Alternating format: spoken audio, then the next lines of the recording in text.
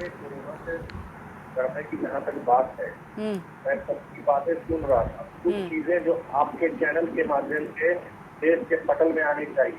National platform पर हम बैठे हुए हैं और झारखंड एक ऐसा राज्य है जो आज पूरे देश को ऑक्सीजन दे रहा है।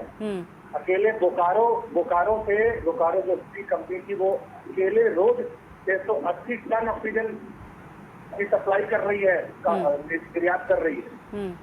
और दूसरी तरफ जो डॉक्टर हर्षवर्धन जी ने जो नसीहत की बात कही है, उनको नैतिक अधिकार नहीं है इस संकट की घड़ी में बोलने का।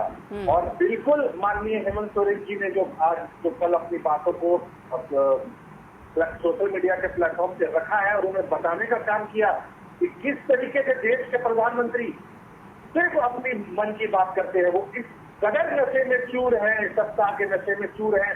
आज बंगाल ने भी उनको नसीहत और उनको दिखा दिया उनकी असली जगह।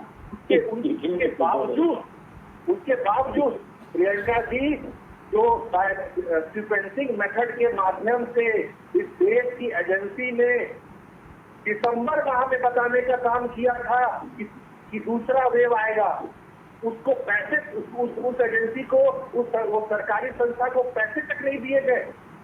और उसके बावजूद जनवरी फरवरी में अभी जो तीसरा वेव आने वाला है, थर्ड म्यूटेंट आने वाला है, उसकी भी जानकारी प्रधानमंत्री को थी।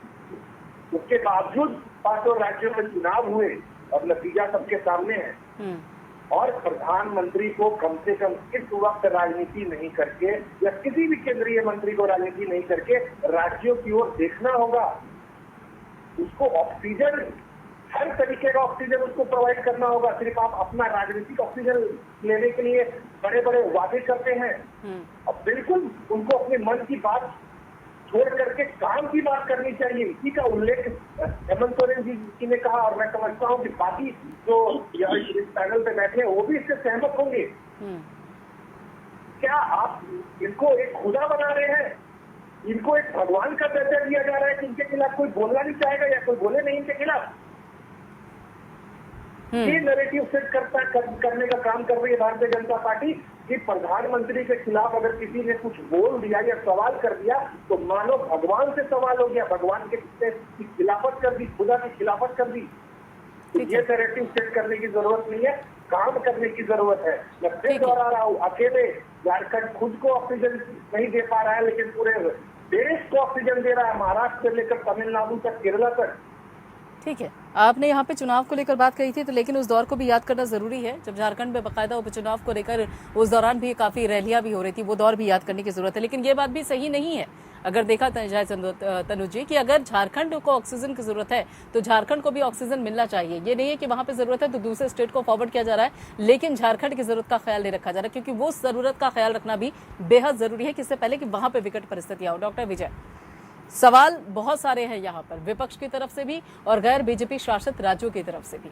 हेमंत सोरेन ने भी साफ तौर पे कहा कि जो कम्युनिकेशन होता है देश के प्रधानमंत्री नरेंद्र मोदी के साथ, वो वन वे कम्युनिकेशन होता है। भूपेश बघेल भी इस बाबत पहले ही आवाज उठा जी। उम्मीद है कि थोड़ी देर में शायद ठीक हो तो हम आपके पास वापस आते हैं। डॉक्टर तनुज खत्री, पहले तो गैर बीजेपी शासित राज्यों से कहा जाता है, वो कहते हैं कि देखिए हमारे साथ तो जो प्रधानमंत्री है वो बातचीत नहीं करते, केंद्र हमारी बात सुनने को तैयार नहीं होता है। हम जब भी अपनी बात कहने के लिए जाते हैं, बात करने के लिए जाते हैं, समस्याओं को बताने की कोशिश करते हैं तो वहां से किसी तरीके का रिस्पॉन्स नहीं आता।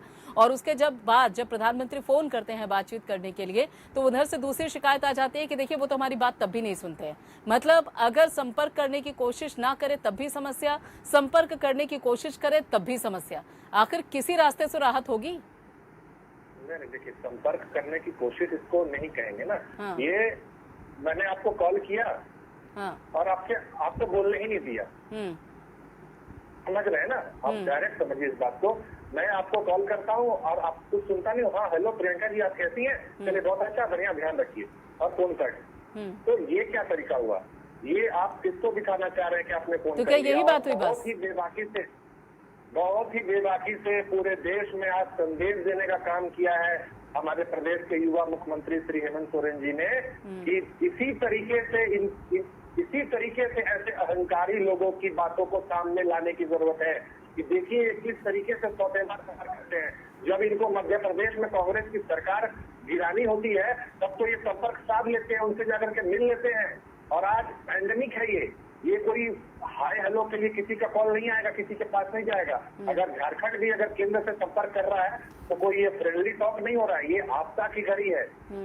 और आपदा की घड़ी में भी अगर कोई आपकी बात नहीं सुनेगा तो स्थिति और भयावह हो जाएगी। आज झारखंड पूरे राज्य पूरे देश को ऑक्सीजन दे रहा है और उसके बावजूद भी अगर आप झारखंड जैसे जो संपदाओं से भरा हुआ जो प्रदेश है, जो अकूत संपदा है, जहां तक हर कुछ अब हम दे रहे हैं पूरे देश को, विश्व को, और आप उसकी बात को अनसुना करेंगे प्रधानमंत्री जी, तो ये देश की जनता बर्दाश्त नहीं करेगी। आपको आने वाले 2024 में आप तो इतने घर बनाए हुए हैं। मैं आपको एक वाक्य बताता हूँ जो कि हमारे कांग्रेस की साथी प्रवक्ता बता रही थी कि किस तरीके से विस्टा प्रोजेक्ट की हड़बड़ी है। मैं इसका जवाब देता हूँ उनको क्यों हड़बड़ी है। क्योंकि 2022 के बाद ये उस जगह पे बैठने के योग्य ही नहीं होंगे, इसीलिए वो चाहते हैं 2024 में ये वहां बैठ ही नहीं पाएंगे, इनको बहुमत ही नहीं आएगा। इसीलिए वो चाहते हैं कि 2022 में ही हम अपने दिल की इच्छा पूरी कर लें और 20,000 करोड़ रुपए से जो रायसीना हिल पे जो भवन बन रहा है उसमें बैठ के अपने जिंदगी की आखिरी इच्छा पूरी कर ले। और ठीक इसी तरीके से झारखंड विधानसभा का जब भवन बना था तो इनके जो भारतीय जनता पार्टी के मुख्यमंत्री थे उन्होंने भी यही करने का काम किया था। दोबारा जनता ने उनको वहां का मुंह देखने का देखना ही नहीं दिया, हरा दिया। तो यही प्रधानमंत्री के साथ भी होगा। आप जो 20,000 करोड़ का पैकेज जो पिछले साल कोविड में आया था वो तो असल पैकेज ये था, असल पैकेज ये था ना कि विस्टा प्रोजेक्ट आप अपना बनाना चाह रहे रायसीना हिल में, बना लीजिए आप 2022 में बैठ जाइए, लेकिन 24 में नहीं बैठ पाइएगा। ये भी देश की जनता सुनिश्चित करेगी। ठीक है, डॉक्टर विजय खेरा। तनुज खत्री जी, डॉक्टर तनुज खत्री जी, आप कुछ कह रहे थे जी। देखिए, पहली बात तो उनको कम से कम, देखिए महिमा जी ने बिल्कुल सही बात की कि हर जगह कोर्ट तक ये झूठा डॉक्यूमेंट देकर के आ जाते हैं। और ये कि केंद्र में नहीं, ये राज्यों में हर जहाँ जहाँ ये है वहाँ ये झूठा डॉक्यूमेंट कोर्ट में प्रोड्यूस कर देते हैं। कम से कम नेशनल चैनल पर तो झूठ नहीं बोले। ये बताएं डॉक्टर विजय खेड़ा जी कि कितना ऑक्सीजन का प्लांट केंद्र इनकी सरकार ने लगाने का काम किया है। अरे जहां से ऑक्सीजन बन रहा है ना वही वो 70 सालों का प्लांट है जो आज ऑक्सीजन दे रहा है, वही 70 सालों में बना हुआ वो सारा इंफ्रास्ट्रक्चर है। आपने क्या इंफ्रास्ट्रक्चर क्रिएट किया? आपको तो दिसंबर में पता था ना भाई साहब की दूसरा म्यूटेंट तीसरा म्यूटेंट आएगा। और अभी अब तो कल तक तो बुजुर्ग इस पर खतरे में थे, देश का युवा इसकी चपेट में आया। अब क्या इंतजार कर रहे हैं कि बच्चे इसकी चपेट में आए कोरोना की?